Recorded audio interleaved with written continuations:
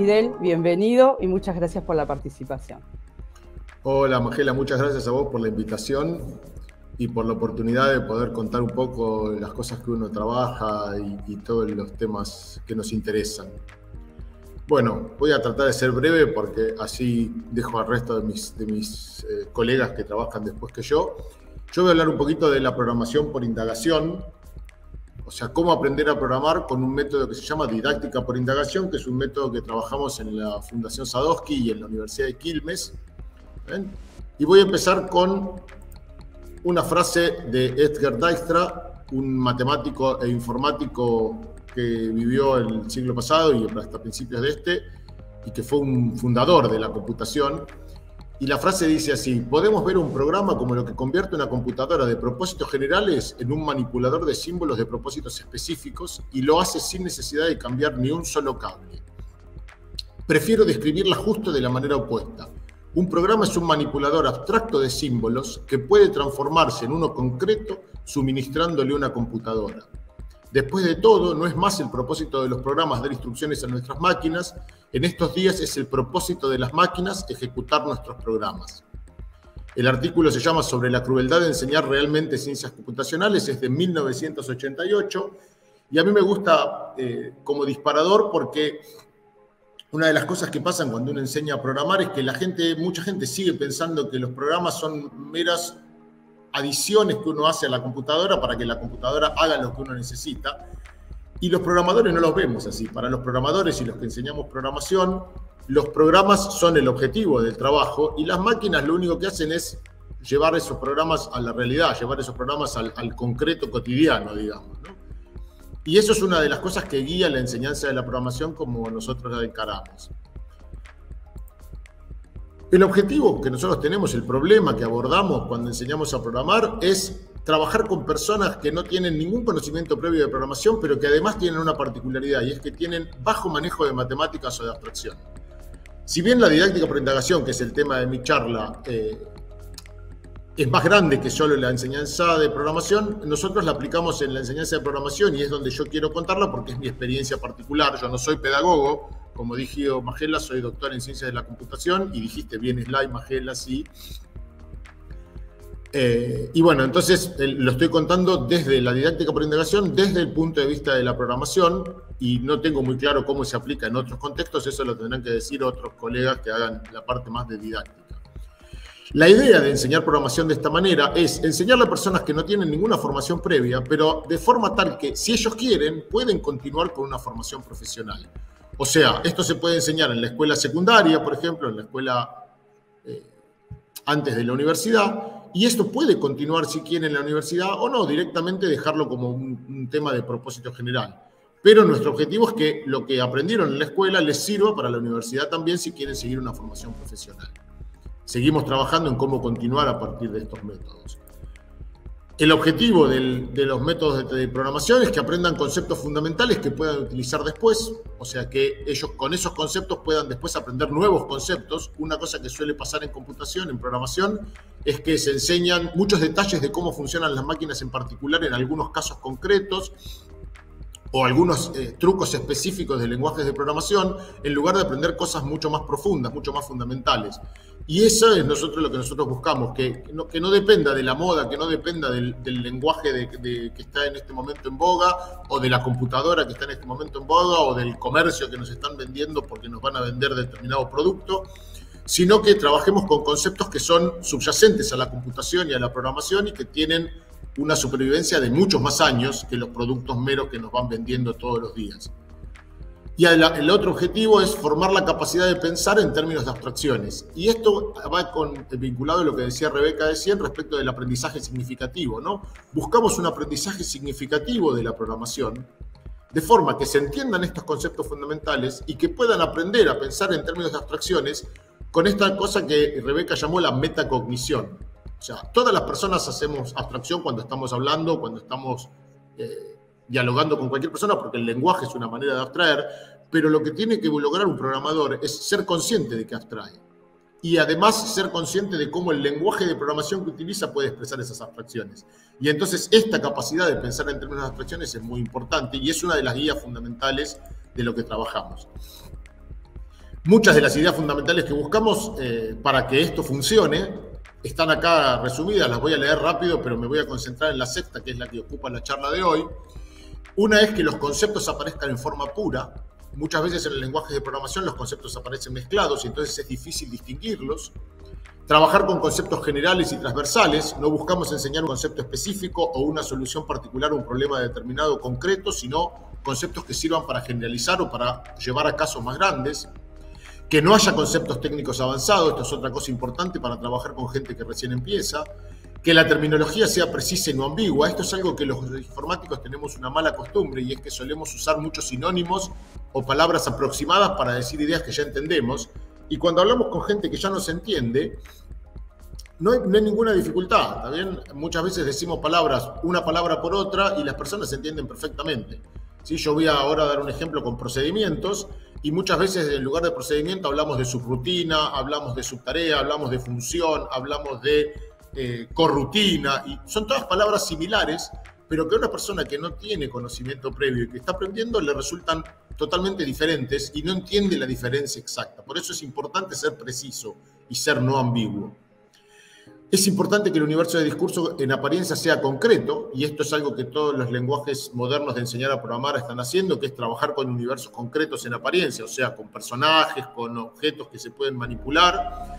Pero una dificultad que nosotros vemos es que la mayoría de los modelos concretos suelen impedir mayores niveles de abstracción. Nosotros queremos trabajar con modelos concretos que no impidan esos niveles de abstracción. Dije el sexto, que es el que me preocupa y que nos vamos a encargar en la charla de hoy, que es aprender los conceptos y las herramientas justificadas por la necesidad. Los conceptos que se aprendan no tienen que ser conceptos llovidos del cielo. Yo puedo hacer una lista enumerativa de todos los conceptos importantes o los que yo considero importantes al enseñar a programar, pero si no están justificados por una necesidad, son un mero capricho. ¿Y por qué vas a poner eso y no otra cosa? ¿Ven? Y esta es la parte donde los estudiantes tienen que sentir esa necesidad.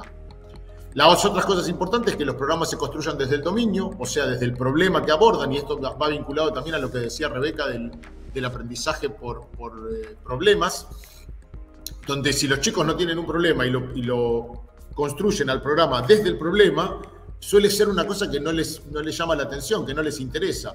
Es muy común enseñar programación empezando, por ejemplo, por el famoso truco de enseñar tablas de verdad y la lógica booleana. No hay nada más aburrido para un estudiante que empieza recién que aprender tablas de verdad. Son fascinantes para una persona que hace computación profesional, pero para un pibe que recién empieza, no. Y entonces es absolutamente desmotivador empezar con lógica y tablas de verdad cuando uno les quiere enseñar a programar. Por último, la sintaxis tiene que ser sencilla y similar a lenguajes tradicionales. Esto se ve aliviado muchísimo con el tema de los bloques, que muchos de ustedes deben conocer por los lenguajes como Scratch, y que no es el único lenguaje que hoy utiliza bloques, pero es uno de los más populares. Y bueno, todos los lenguajes que nosotros estamos trabajando utilizan bloques de alguna manera y son parte de lo que nosotros trabajamos. Y entonces me voy a concentrar de todas estas ideas, que son todas interesantísimas para desarrollar cuando uno aprende a programar, en la idea de que los conceptos y herramientas tienen que estar justificados por la necesidad. ¿Ven? ¿Cuál es la idea de esto? Esto conduce a lo que llamamos didáctica por indagación, que ahora la voy a contar un poco mejor, pero es, uno no puede aprender algo realmente si no lo necesita. Esta idea de que uno aprende por aprender, que a mí me lo decían cuando estaba en la escuela o cuando estaba en la universidad, vos aprendés esto que te va a servir más adelante. Y yo preguntaba, ¿para qué? ¿Sí? Y aprendí cosas como las tablas de verdad, que fueron muy interesantes y muy útiles, pero les cuento un secreto, profesionalmente jamás usé una tabla de verdad.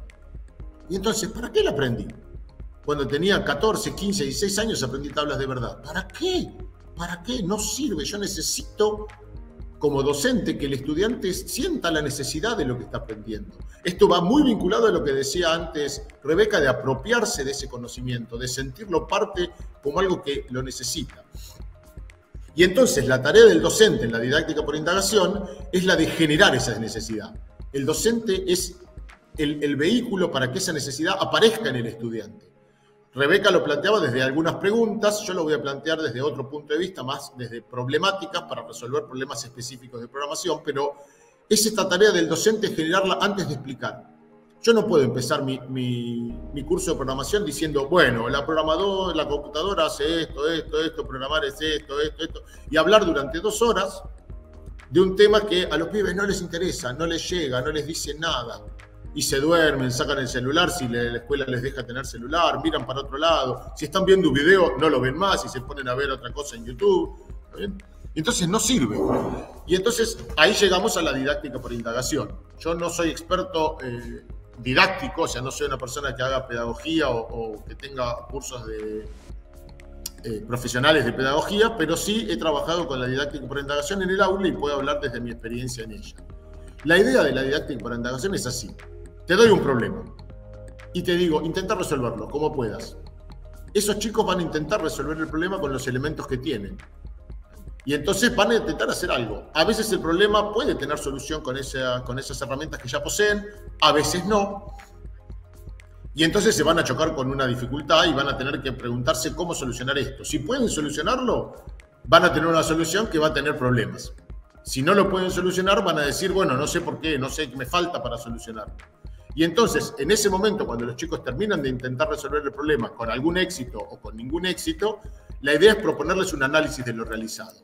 Y decirles, bueno, a ver, a partir de lo que hicieron, ¿qué podemos descubrir? ¿Hay alguna forma mejor de hacer esto? ¿Qué sentido tiene lo que hicimos? Y entonces es en ese momento cuando se les presenta el nuevo concepto o herramienta y se les dice, bueno, ¿y qué tal si yo les propongo que pueden usar esto a partir de ahora? Y entonces, sin hacer demasiadas explicaciones y no solamente contando que esa idea existe, la intención es darles de vuelta que intenten hacer la resolución con ese nuevo elemento. Un nuevo elemento que por ahora no comprende del todo, pero que vamos a ver cómo pueden llegar a comprenderlo utilizando algunas herramientas auxiliares. Y entonces, cuando lo vuelven a intentar, si el problema está bien planteado y la necesidad realmente bien construida, el problema se resuelve con mucha mayor facilidad. Y entonces, a partir de eso, el pibe dice, ¿por qué no me diste esto de entrada? Cuando terminan de hacer la resolución con la nueva herramienta, se hace una reflexión final para que la incorporen y luego se hacen, por supuesto, repeticiones para que eso se vaya incorporando gradualmente, porque nunca se aprende nada de un solo saque. Pero lo interesante es ese descubrimiento. A partir de esta forma de trabajo en el aula hemos tenido, por ejemplo, casos con chicos que al cuarto problema que les planteamos, cuando no lo pueden resolver, dicen, profe, ¿cuál es la herramienta que me falta? Levantan la mano y dicen, quiero saber qué me falta, porque evidentemente acá falta algo. Y entonces uno ya entendió que los pibes ya cazaron la onda, de que cada problema va a venir con alguna posible solución involucrada, y eso es una cosa interesante para su aprendizaje significativo. Les da como una zanahoria para continuar para adelante, ¿no? Lo que hablaba Rebeca antes. Entonces, ¿cuáles son los beneficios? Primero, los estudiantes experimentan el problema. No es que yo les doy una solución para algo que no necesitan. Al tratar de resolver un problema sin la herramienta, sienten el problema. Ahora les voy a mostrar un ejemplo. Y entonces, al sentir el problema, tienen esa capacidad luego de incorporar el conocimiento a conceptos que ya manejan. Además, otra cosa importante, vinculan el problema con conocimiento que ya tienen y entonces de esa manera lo están relacionando con cosas previas y así el nuevo concepto se incorpora en su marco mental previo y se adhiere a cosas que ya manejan. Y entonces va creciendo su capacidad de conocer la problemática o la temática que estamos trabajando. ¿Ven? Y por supuesto, al tener ese vínculo, es mucho más fácil recordarlo. Y entonces el pibe dice, mirá, cuando me surja este problema, lo que tengo que usar es tal herramienta. Por último, todo eso le da sentido a ese conocimiento. No es un conocimiento que le viene de arriba impuesto por un docente todopoderoso que dice, esta es la solución mágica que yo te traigo para un problema que no tenés, ¿sí? Sino que es algo que el pibe va experimentando por sí mismo. Es maravilloso en ese sentido porque da muchísimos resultados. Esto, por supuesto, hay que hacerlo con cuidado. ¿Cuáles son las dificultades? La primera es esta. A los docentes nos cuesta horrores esperar y no ser expositivos. A la primera de cambio, los docentes caemos en la exposición. Y nos ponemos a explicar horas y horas detalles que a nadie te preguntó y que a nadie le interesa. Yo trabajo normalmente no solamente enseñando a estudiantes, sino también trabajando con capacitación a docentes. Y a los docentes hay que explicarles un poquito más, porque a veces los docentes necesitan conocer distintas alternativas y es muy difícil lograr que los docentes distingan cuándo tienen que estar explicando o cuándo la explicación es para ellos, pero no para los estudiantes. Esto es complejo. La otra cosa que requiere cuidado es la gradualidad de los desafíos. Si yo propongo desafíos que son extremadamente difíciles, provocan desaliento. El pibe dice, no, esto es imposible. No se me ocurre cómo solucionarlo, ya está, abandono. En cambio, si los desafíos son demasiado simples, o sea, no son lo suficientemente complejos, no son motivadores. Es como, esta pavada me estás dando. Profe, dame algo más interesante, porque esto es un embole, me está aburriendo. Y por eso este tipo de didáctica por indagación precisa mucha planificación y ajustes continuos. Una cosa que nosotros solemos trabajar es con feedback de los estudiantes para ver en qué momento nos parece que hay que incorporar algún desafío intermedio, entre dos desafíos donde uno está presentando cierto concepto. Por ahí el segundo desafío es demasiado complicado y entonces introducimos un desafío más chico en el medio que presenta alguna de las ideas más de forma más simple.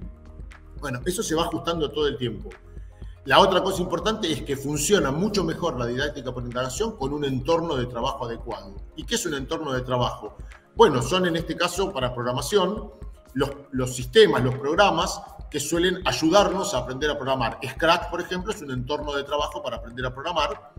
No es el más adecuado a mi gusto, pero es uno que la gente usa con mucho éxito en el día cotidiano, en la vida cotidiana.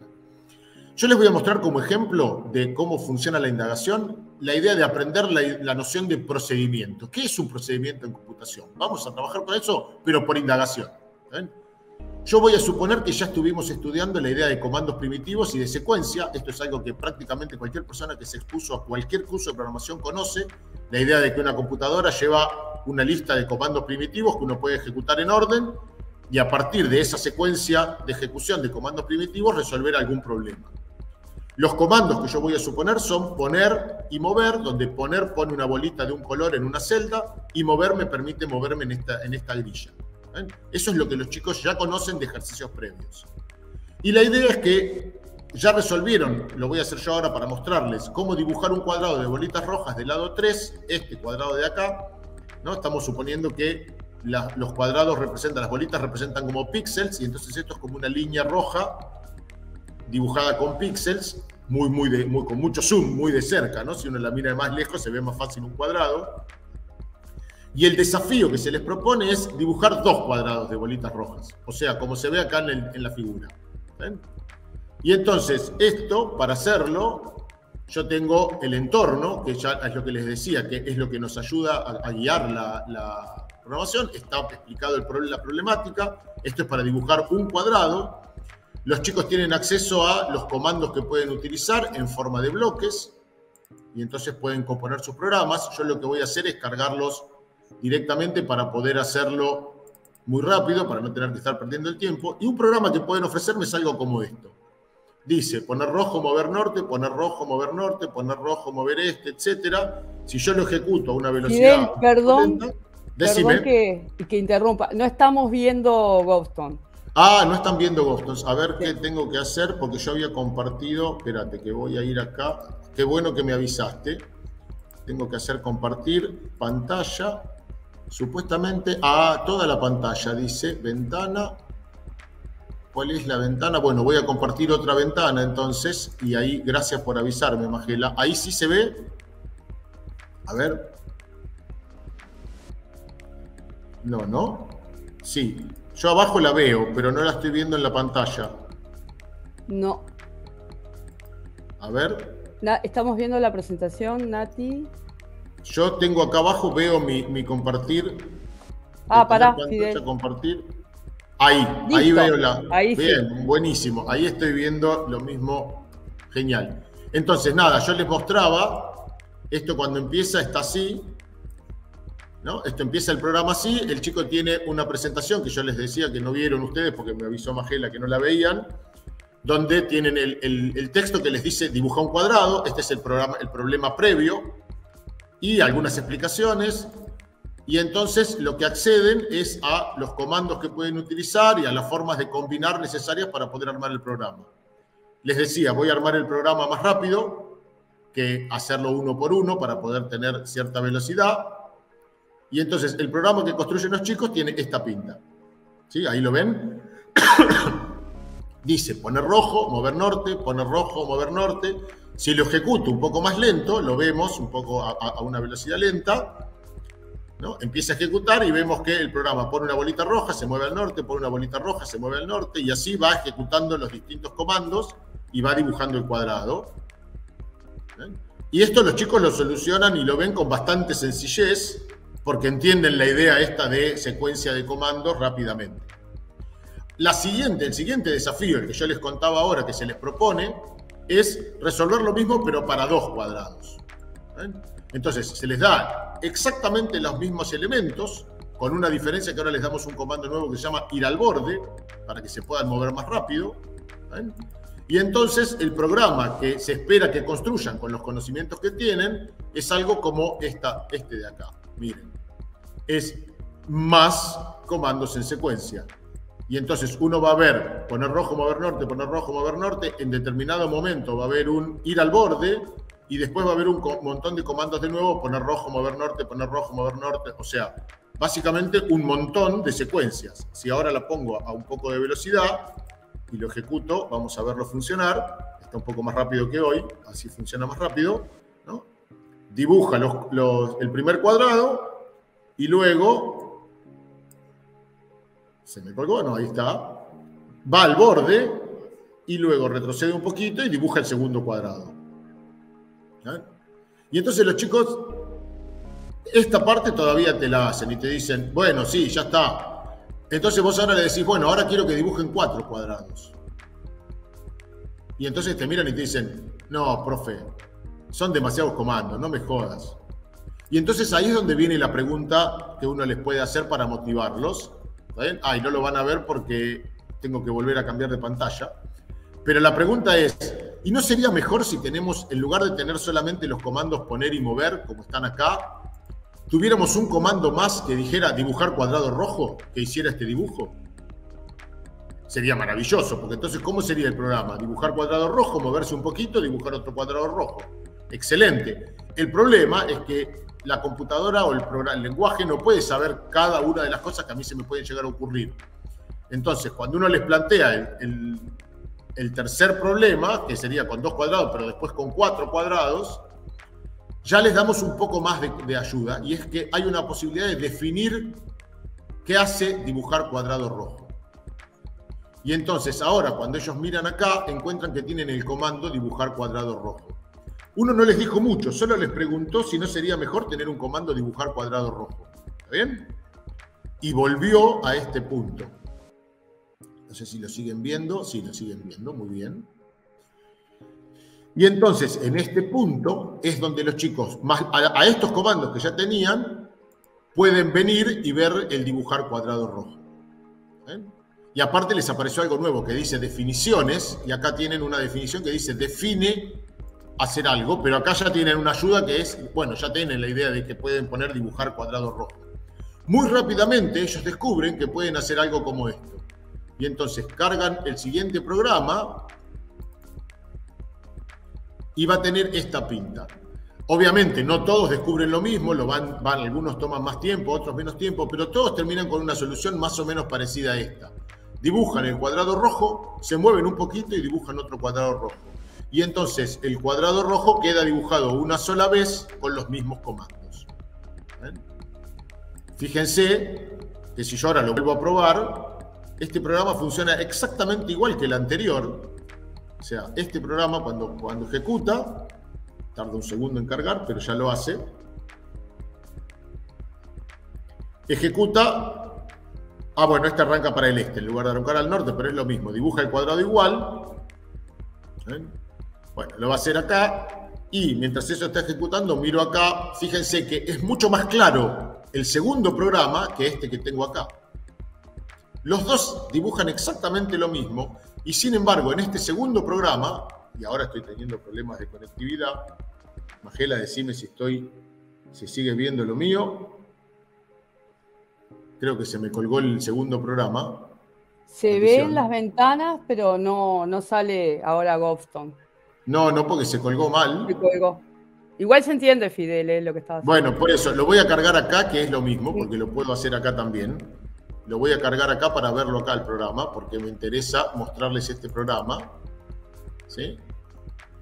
Los chicos cargan el programa y se ve así. Y lo importante es este programa es mucho más fácil de leer, pero también de trabajar. Si yo no les pido que cambien el tamaño del cuadrado, por ejemplo, los dos cuadrados, hacerlos más grandes, solamente tienen que agregar algunas cosas acá y no estar revisando toda esta lista increíble de comandos individuales para ver dónde tienen que meter la mano. ¿Sí? Por otro lado, acá está, volvió, mira. Por otro lado, los chicos que ven lo más sofisticado te preguntan, bueno, ¿y estos comandos de acá del medio? Fíjense, ¿no? Estos comandos que estaban en el medio son como más molestos. Y uno les dice, bueno, ¿qué pasa si haces procedimientos para moverte? Y entonces podrían tener algo como esto, descubrir que pueden hacer dibujar cuadrado rojo, posicionarse para dibujar el segundo cuadrado y dibujar otro cuadrado rojo. Y entonces así lograron abstraer la tarea de dibujar el cuadrado, pero también la tarea de moverse. Y esta es la idea de enseñar procedimientos. Esto por indagación. Si yo les explico la idea de procedimientos, muchos chicos lo van a entender, pero muchos no. Y entonces, ahora sí vuelvo a la charla. ¿Ven? Cuando ellos lo experimentan por sí mismos con este entorno donde al principio lo tienen que hacer paso a paso, o sea, uno por vez, no sé si me devuelven a la charla o tengo que esperar, Maje. Ahí, bien. Entonces, acá en la charla yo les decía, después que ellos probaron, y yo presento la pregunta, ¿no sería mejor tener este comando? Se les ofrece un desafío donde ellos pueden construir ese comando. Y así descubren ellos la idea de procedimiento. Y entonces el procedimiento se incorpora como algo de, yo quiero esto, cuando yo tengo que programar necesito poder decir mis propios comandos. Y entonces empiezan a usar los procedimientos de una forma mucho más íntima que cuando yo les explico procedimientos al principio y les digo, esto hay que usarlo. ¿Sí?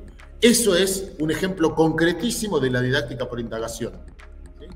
Una vez que ellos hicieron el problema, yo explico cuál es el concepto, cuál es la idea de procedimiento, cómo funciona un procedimiento, etcétera, como reflexión final. Pero les puedo asegurar esto, funciona, porque los chicos se apropian de las ideas y además se interesan. Bueno, tengo un helicóptero ahora pasando, voy a esperar un segundo, puedo quitar. ¿Ya está?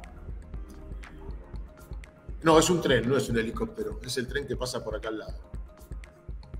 Los chicos aprenden a través de experimentar los problemas, no son conceptos aislados, son cosas que ellos vivencian en la herramienta. Y como los juegos, los problemas muchas veces tienen similaridad con algunos juegos que ellos conocen, son interesantes para los chicos. Hay varios cursos de programación que están planteados desde la didáctica por indagación. Los más significativos y los más populares son los de la Fundación Sadowski, los 4 manuales de computación que publicó la Fundación Sadowski. Yo estuve trabajando en estos manuales, soy autor del tercero. Y además nosotros en la universidad trabajamos con cursos con Godstones y en las secundarias con Godstones y con pilas bloques, que son pilas bloques es otro entorno similar al de Godstones, ¿sí? Esto que vimos acá atrás en el entorno, esto que vimos acá es el entorno de Godstones, ¿sí? Pilas bloques lo que tiene, necesito que me muestre la otra pantalla, se ve la otra pantalla ahora, esto que tengo que estar pidiendo que me cambie de pantalla, ahí voy. En pilas bloques es otro entorno, que es el entorno de la Fundación Sadowski en la iniciativa Programar, donde hay 2 ciclos ya programados de ejercicios. Por ejemplo, el segundo ciclo tiene una cantidad de desafíos ya planteados, de problemas con desafíos de didáctica por indagación ya planteados, que no son modificables por el docente. La diferencia en Godstones es que en Godstones los desafíos, yo los miro acá, tengo diferentes cursos y cada curso también tiene sus desafíos, pero la cosa divertida es que hay varios cursos disponibles y además existen formas de que los docentes puedan especificar sus propios cursos, ya sea tomando herramientas, tomando actividades ya existentes o desarrollando las propias. Estamos todavía trabajando en versiones más adecuadas para que los docentes puedan diseñar, pero Godstones tiene esta particularidad de que los docentes pueden armar sus propios cursos. Sé que en pilas bloques están trabajando para que en el futuro los docentes también puedan especificar sus propias actividades y sus propios cursos, pero de esta manera entonces lograr que la didáctica por indagación sea más cercana incluso a lo que los docentes quieren hacer. Bueno, vuelvo a las diapositivas para cerrar. Como conclusiones, y quiero chequear que estoy con las diapositivas. Sí, ahí estoy con las diapositivas, excelente. Gracias a Natalia que me está haciendo de Switcher Master. La didáctica por indagación es extremadamente motivadora para los estudiantes. Los pibes realmente se motivan cuando uno trabaja por indagación, especialmente si el entorno es adecuado. Lo sabe cualquier docente que utilizó Scratch, pero además lo que tiene Scratch es que es muy complejo llevarlos por un camino particular. Scratch es muy amplio y entonces los chicos suelen perderse en un montón de caminos alternativos que no siempre son los que el docente quiere trabajar. La herramienta de pilas bloques es mucho más guiada y en GovStone uno tiene la capacidad de controlar cuál es el grado de libertad que tienen los estudiantes. Lo que sí, la didáctica por educación es extremadamente desafiante para los docentes porque nos tenemos que morder la lengua todo el tiempo para no caer en la exposición. Cuando el pibe está trabajando, yo los miro trabajar y muchas veces digo, les explico, no aguantarse, ¿viste? La única excepción es cuando el pibe te llama y te dice, profe, acá tengo un problema, y vos vas y a ese chico sabés que le podés explicar alguna idea más, pero lo haces de forma más puntual, no lo estás haciendo con toda la clase. Sí requiere graduar las dificultades y sí requiere prestar atención a muchos detalles y por esto la didáctica por orientación requiere un ajuste continuo donde los desafíos tienen que ser completamente regulados todo el tiempo, pero les puedo garantizar esto, las ventajas superan ampliamente los costos para el docente. Vale la pena probar la didáctica por indagación, especialmente si uno está guiado por libros tan lindos y tan buenos como los que publicó la Fundación Sadowski. Cualquiera de los 4 libros son fantásticos en ese sentido. Están pensados para diferentes niveles, los 2 primeros para primaria, los 2 segundos para secundaria. Más o menos abarcan las mismas temáticas, pero con diferentes profundidades según el nivel que abordan. Les doy un consejo, pruébenlos porque son geniales. Y con eso yo ya termino mi exposición y les agradezco la atención y espero que les haya gustado y que les haya servido un montón, Magela. Te agradecemos muchísimo, Fidel. No, por favor. Para nosotros muy claro y muy específico para usar en el aula, también nos da un entorno. Te agradecemos mucho, sé que ya tenés que irte volando. Tengo que salir corriendo a mi siguiente curso, sí. Así que pueden dejarle acá en comentarios las preguntas a Fidel, que nosotros se los pasamos para que después los contesten. Sí, me las pueden pasar, sí. Yo, si no, pueden usar podés pasarles mi correo, Magela, perfecto. O incluso hay un servidor de GovStone que tenemos donde tenemos una comunidad que contestamos preguntas de GovStone. Sí, no hice mucha publicidad, pero te lo puedo pasar después a vos. Se los pasamos ¿sí? Por acá por los Te los paso ahora por el WhatsApp después y se los compartís. Perfecto. Para que si quieren sumarse al servidor de GovStone y hacer preguntas ahí, nos pueden hacer preguntas en el servidor. Ahí no contesto yo solo, sino que mi equipo de desarrollo también participa y suele contestar preguntas diversas. Y que es un equipo abierto también, se puede integrar otra gente. Se puede integrar gente, nosotros todo el tiempo necesitamos gente que programe y que tenga idea de cómo programar cosas para poder meter cosas o incluso hacer páginas web también nos sirve porque somos malísimos comunicando. Bueno, muchas gracias, Maje. Muchísimas gracias a ti, Fidel. Saludos a todos mis colegas, a Natalia, a los demás que estaban ahí, a Berta, bueno, todos los que vi hace un rato. Y muchas gracias. Gracias a ti.